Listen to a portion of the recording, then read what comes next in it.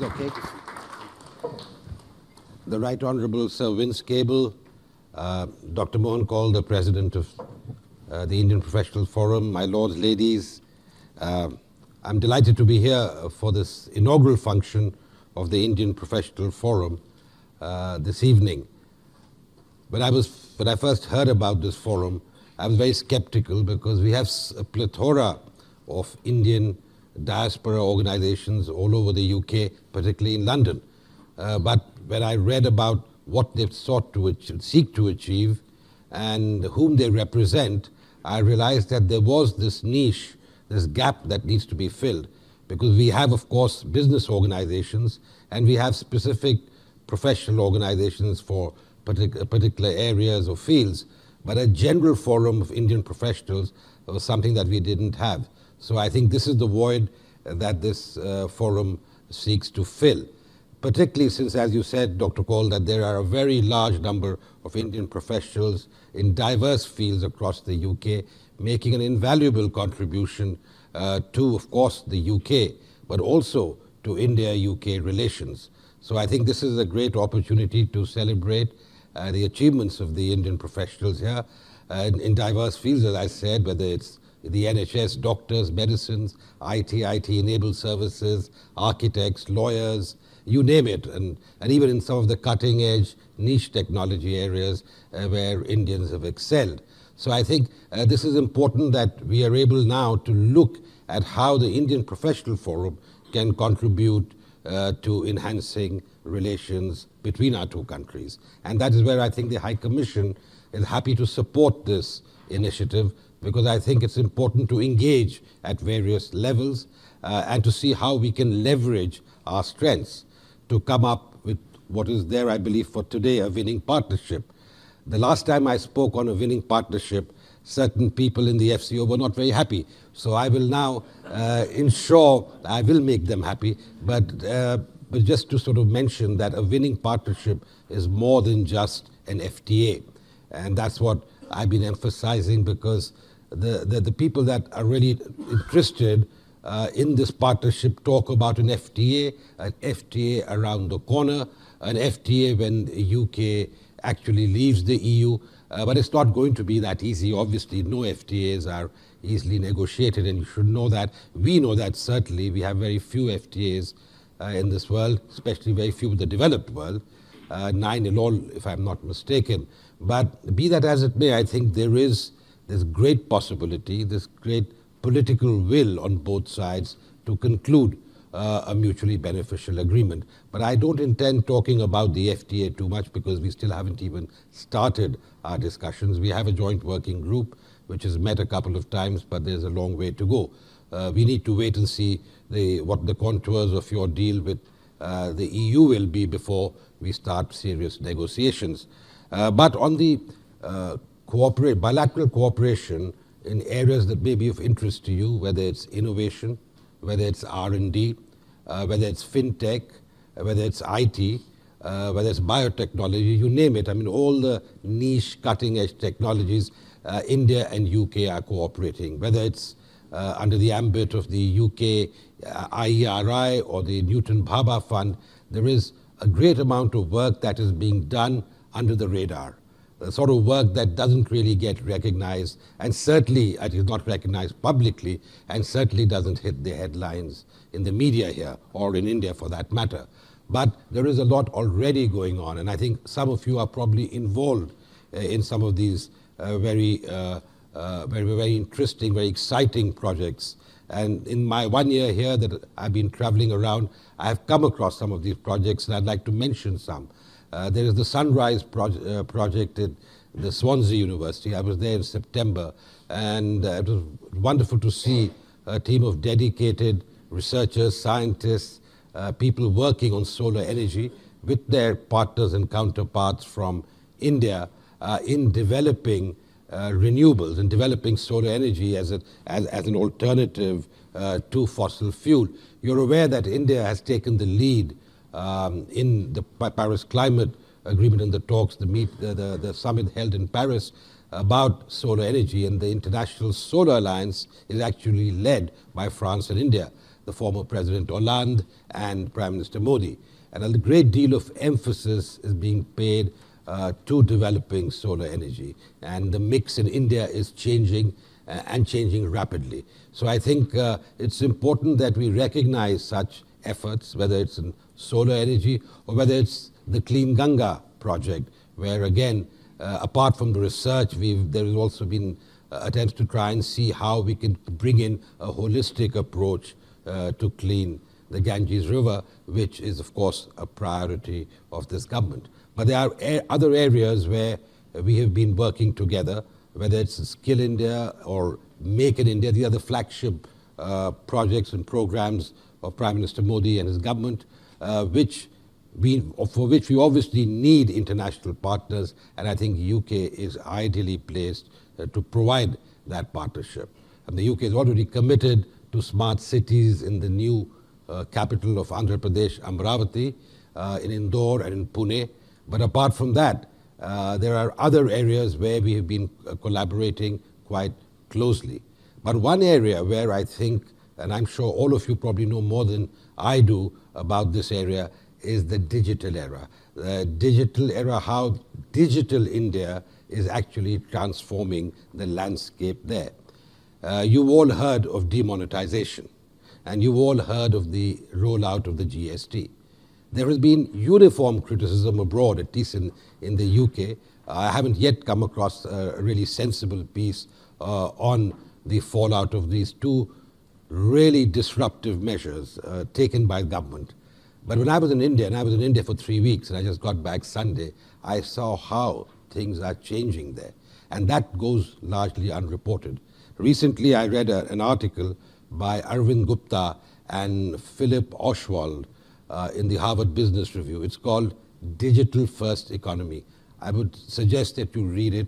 It talks about the digitalization in India and what the effects of these two revolutionary measures, demonetization and the rollout of the GST, have done.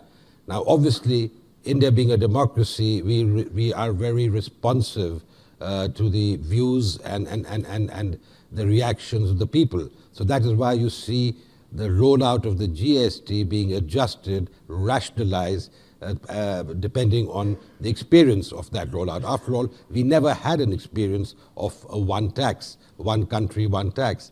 And this government really took that initiative. There obviously have been hitches, and there will be glitches, any such big measure. But I think the way the government is adjusting and the way it is responding to not only just criticism, but also suggestions is remarkable. So I think what this government has achieved is, in my opinion, truly revolutionary. And the digitalization of the economy is not limited to these two measures. I mean, there is a term some of you IT people certainly have heard of called India Stack, a four-layered transformation taking place. At the base is the identity layer, the Aadhaar, the UID. Then it's the documentation layer, and then the payment layer, and of course, the transaction layer. And that is transforming India, ladies and gentlemen, not just in the cities, but all over. In October last year, there were 100,000 such digital transactions taking place. This year, that number rose to 76 million. Truly astounding. And I think, obviously, the idea is not to go completely cashless, but certainly less cash. And that's what's happening in India. And I think those of you involved in the financial sector or in the IT sector or the fintech sector, which offers so much possibility, this is the time that you should be collaborating and looking at India and what you can do together with your counterparts there. So I think what is happening now is the government, and the proof of the pudding obviously is in the elections in any democracy. We will see what happens in the upcoming elections, and of course the general elections in 2019, and I'm nobody to prejudge the outcome. But all I can say is that the efforts being made by this government to radically transform the Indian economy is bearing fruit. It will take time. We are a nation of 1.25 billion people, and obviously when such disruptive measures, such innovative, revolutionary measures are taken, there will be as I said, glitches, but more important, it takes time in the medium to long term to really realize the benefits of these moves that the government has taken. But I am sanguine that what the government is doing, the direction that it is headed, the reforms that it's initiated, and of course there's much more to be done, will ensure that India, the Indian economy, will grow rapidly in the coming years. It has been growing quite fast. After all, we were the fastest growing, still are perhaps the fastest growing large economy in the world. But I think we will continue to do so with more accelerated growth in the time to come because of some of these reforms that have been initiated by the government. On the bilateral front, I think the India-UK partnership, we have to do much, much more. You'd be surprised to hear that the UK is the 15th largest trading partner of India. I couldn't believe that when the stats came in. When I came here last year, it was the 12th, and now it's the 15th. And that is per our statistics, the Indian government statistics. Trade has fallen by about 12.2%. Trade in goods has fallen 12.2%. Indian exports have fallen 3%, but what's really astounding is that UK's exports to India has fallen nearly 30%. But be that as it may, the relationship is not just a simple trade in goods. If you include services, obviously the picture is different. In 2015, it was estimated that 4.9 billion pounds of services were traded by both sides.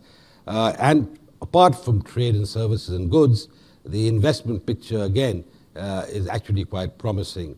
UK was the largest G20 investor into India and the third largest overall after Mauritius and Singapore, but the largest G20 till recently, with a cumulative investment by UK companies into India since about April 2000 of about $24.59 billion.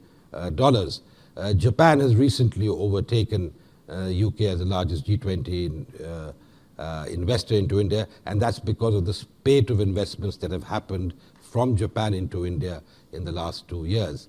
And I'm sure once the UK and the British companies get some clarity on Brexit, I'm sure India will again, or UK will again be one of the top, if not the top, but certainly among the top 2 or 3 investors into India. And that's on the investment side. I did talk briefly about R&D, innovation, etc., so I'm not going to repeat myself there, except that what's happening there is also truly exciting. So when we look at a winning partnership, we need to see all the facets of the partnership, the cooperation that we have, and what we can do in the future. And I think in the future, it's professionals like you, apart from obviously big investors, that will actually lay down the contours of the relationship or of the winning partnership. And the winning partnership, as I said earlier, has to be mutually beneficial. It can't be a one-way street. For instance, going back to the FTA, and I promised not to talk about it, but you've all read about issues of freer mobility of professionals. That is something right up there as far as India is concerned. Just yesterday, I was at a brainstorming on the forthcoming CHOGM, and the people were talking about the Commonwealth advantage. And of course, you're probably aware that the Commonwealth advantage is defined as the common language, the English language, the rule of law, democracy, etc., etc. But what I did was I twisted around and said the Commonwealth advantage shouldn't be only this. The Commonwealth advantage should include freer movement of people and of professionals. And especially with the UK leaving the European Union, I think it's time to recognize, and I'm not talking about unfettered access, I'm not talking about unrestricted travel, I'm talking about movement of professionals, movement of doctors, IT specialists, technicians, engineers, etc. And I think both sides will benefit by this sort of exchange. And obviously it has to be a two-way exchange, not just one way.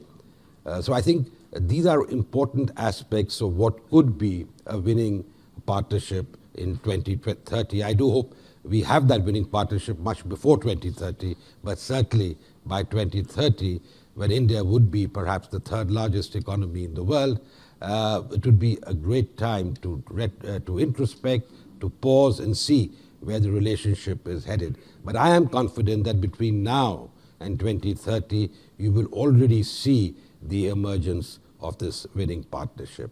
With these words, I'd like to congratulate the Indian Professional Forum for its formation and this inaugural function. And I'd like to assure you the support of the High Commission as much as we can help you in achieving your objectives. And thank you very much for inviting me to this inaugural function. Thank you.